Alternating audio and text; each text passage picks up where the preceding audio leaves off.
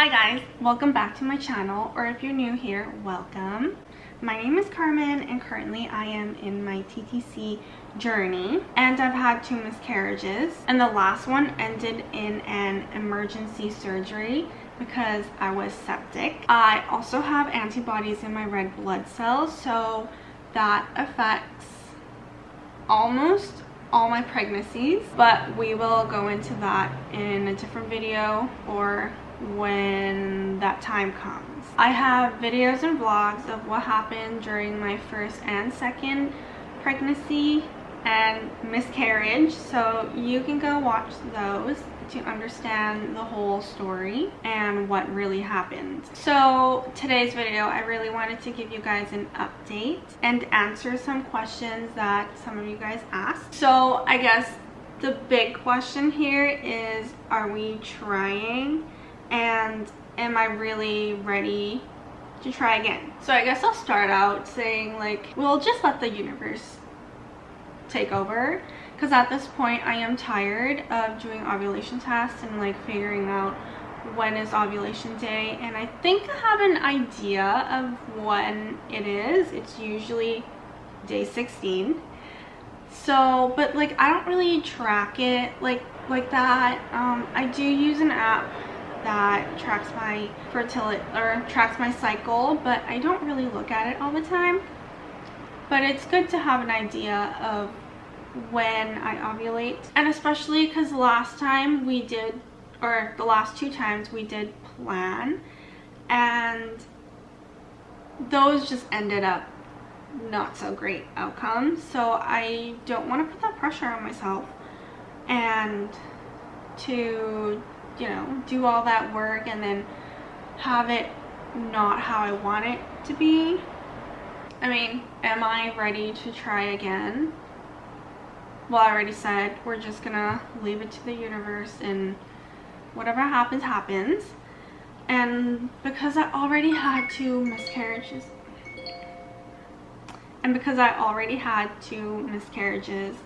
the first one was a blighted ovum and the second one, I think it was 6 weeks and 2 days where the baby stopped growing. It didn't have a heartbeat at that time. I don't know if it had a heartbeat the whole time, but I don't know. And also, when I was talking to my surgeon, she said that the blighted ovum doesn't really count as a whole, like a pregnancy. Like, I don't know how to explain it. It didn't really count, you know? I don't know how to explain it. It didn't really count, but it was a pregnancy after all.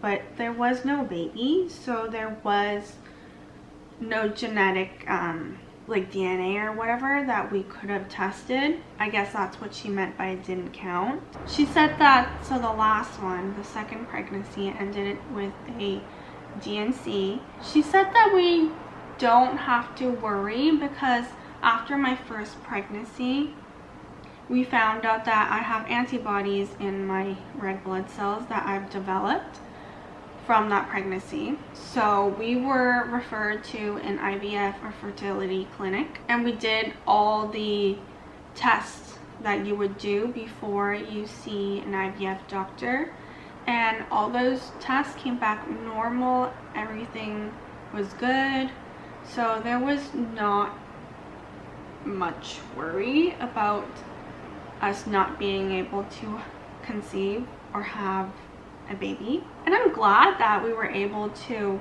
do all those tests before trying again, and maybe again later. There's no worry, or like we know that we could conceive. It's just that something is wrong, and I'm pretty sure this is what I think. Something is wrong with the genetics, or abnormal genetics, and that's why we're having miscarriages. So I guess it is like bad luck. And as you know, I just said that I have antibodies in my red blood cells, specifically anti-JKA. It's part of the kid blood group, I don't know too much about different blood groups, but it can cause hemolytic disease in the infant and newborn, HDFN, and I developed that after conceiving for the first time. And like, the whole science behind it is kind of cool, also scary, and right now for us it's kind of unknown what will happen if I do carry a child.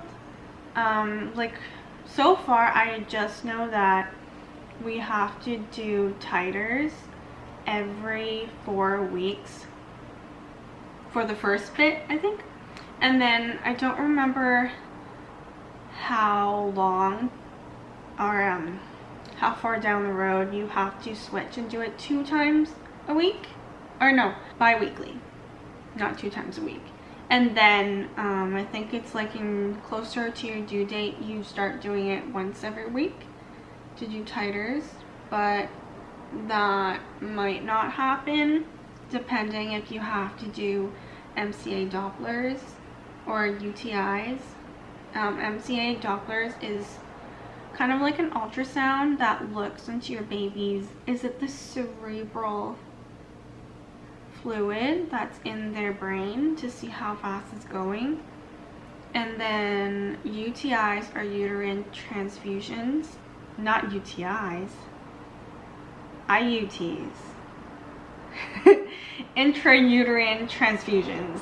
So that just goes inside of your uterus to the baby, and they do blood transfusions that way. That just means that you've hit critical levels in your titers, so the antibodies are really, really high in your blood. That is when you have to go see a what is it called? A maternal fetal medicine doctor, so an MFM. For me, we never got to speak with the MFM to do a pre-conceiving appointment. Is that what it's called? Like a preconception appointment? Because I got pregnant before my appointment, and then they didn't want to see me until I hit critical. And yeah, so I've never hit critical. My titers were always super low. Hopefully it stays that low. That is something in the future we might or might not have to go see them. And also that means that I can't really give birth with a midwife or at a birthing center or at home. I don't really want to do it at home anyways, so I have to go with an OB, and if it gets critical then you have your MFM deliver your baby. And then I guess, so I've been asked by family members if we will do IVF, like why don't we just go straight to IVF and do that, because with IVF you could do pre-genetic testing, and that means that we can choose a embryo that does not have the JKA antigen, because I have auntie, so they have to have the antigen. I guess we aren't going to think about IVF yet, because the IVF doctor said that it's really, really low risk. It's pretty mild, and he told us that we should just try again. And I guess with IVF, yeah, we could choose the embryo to not have the antigen, but right now I feel like our problem is that I keep having a miscarriage. Like, I can conceive and just make a baby right away.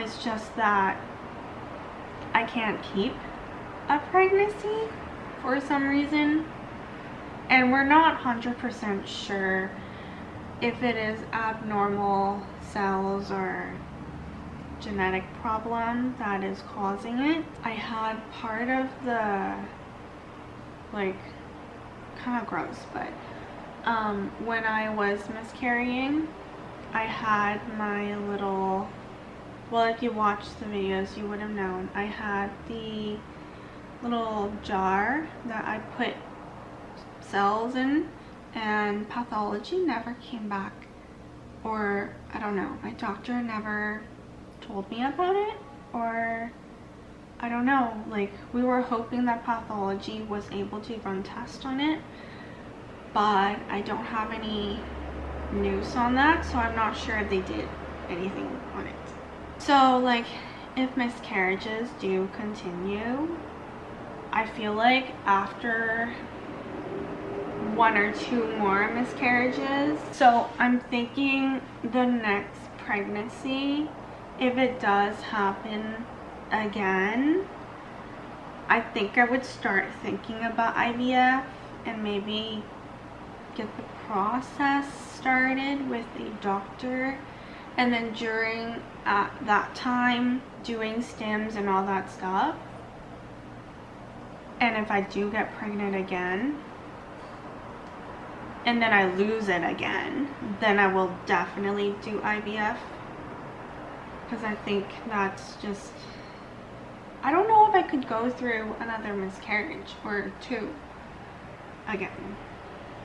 Like it's a lot of stress and your hormones fluctuating all the time, and then it's just like you just feel so sad. That could be a future thing, or that could be not a thing for us. Who knows? But we'll let the universe decide. Anyways, so I guess this is my little update on what is happening, or what will be happening, because I talked about the future. So I am going to go now. I will talk to you guys next time. Bye.